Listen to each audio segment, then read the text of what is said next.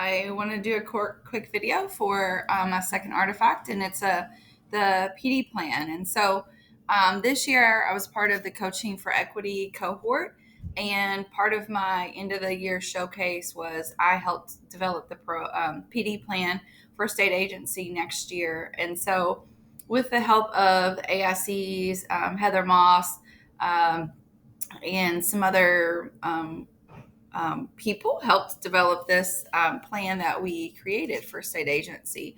And so I just wanted to explain how we narrowed the focus and then what our plan is going to be. So I'm super excited about it. So we have a couple things on here that you are probably pretty familiar with the documentation that we turned in. This is just what I have. Heather Moss probably turned in a different kind of form, but on here you are probably pretty familiar with it. But again, just looking at our two priorities, our number one priority is reading and math, improving the PLCs, and then paying close attention on how assessment is going to help with that in that PLC. So that assessment component is going to be really important in what kind of professional development, because it encompasses a lot of things that we try to do in system work. And then the second one is the positive culture, safe environment. So that will be more of our culture and climate pieces. So I'll let you reference that. On here, we created the calendar just to kind of break it down. The summer is really, it's just kind of not developed, but they're expected to do their summer, and every single one of our teachers are signed up for their content. Even science, our new My Perspective, so they're handling that. Our goal is to have a retreat a couple days before school starting. And then what we have here is our goal is our faculty meetings being a little bit more streamlined, making sure we have a focus and that we're helping develop or make sure that all of us, because we just try to get consistency across all of our sites for state agency. And then every month we have an EPD during our PLC time. So we have PLCs Tuesdays and Thursdays, and then one of those Thursdays will be EPD time. And so we're going to start off with standard-based grading because that's a new initiative. We've already did that in Gold Day, but we're going to just make sure that they have that further support. If you notice, SRSSIE is in here. So again, just putting things throughout the year that we know about. We want to make sure that we stay on top of, and that we do, again, just to keep that consistent high expectations across all of our sites. And then having a guest speaker with the culturally relevant component. That is what we're going to have. And of course, these will change based off of the EPDs, and the guest speakers will change, but I'm just getting it started. Another thing we've added is the triangulation of data. So I know I would get subs and pull teachers out, and so we do a little better job of digging deep and kind of in our student data. So this is after our MAT test.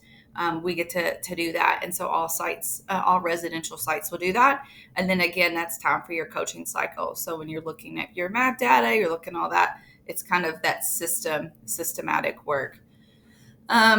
So that is a nice calendar.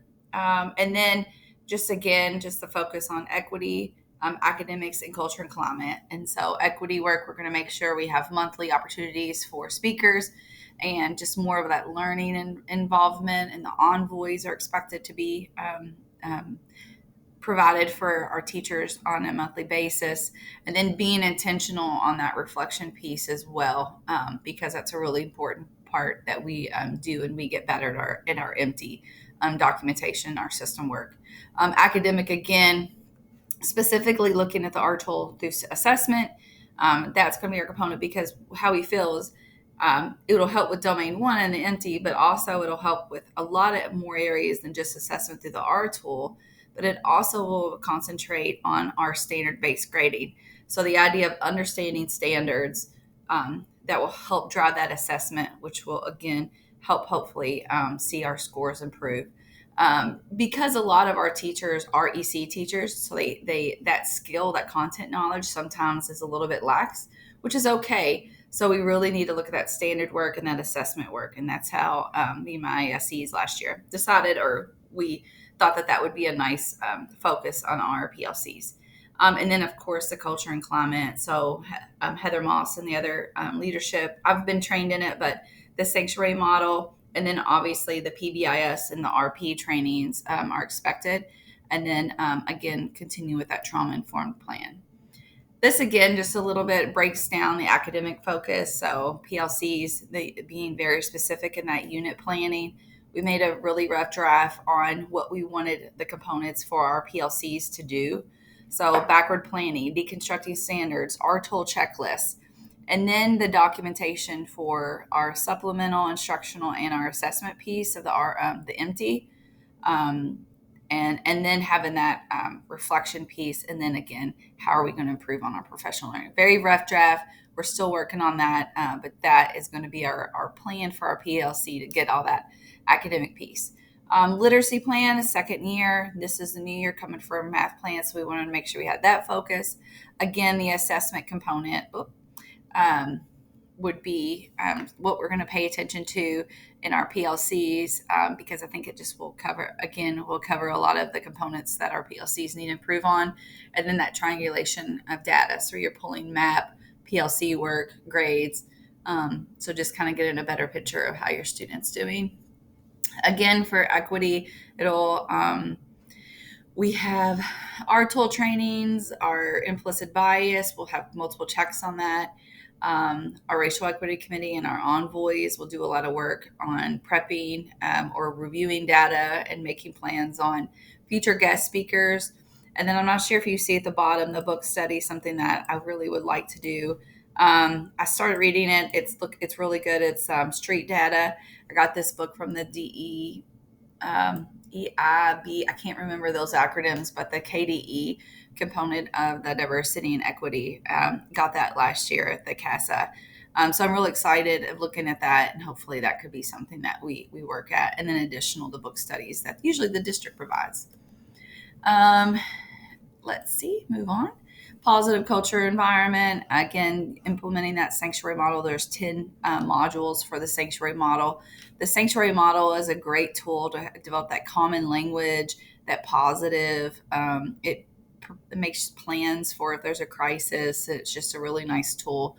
And then again, that PBIS, SRP data, restorative practice, and all of those components will really help build that positive environment.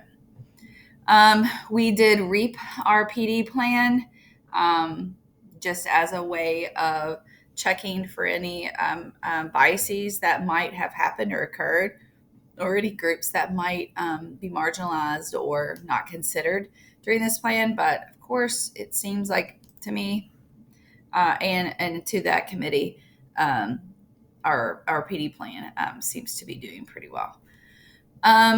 Again, using the same thing as my first artifact, looking at all of the different components of the 6 systems and the empty.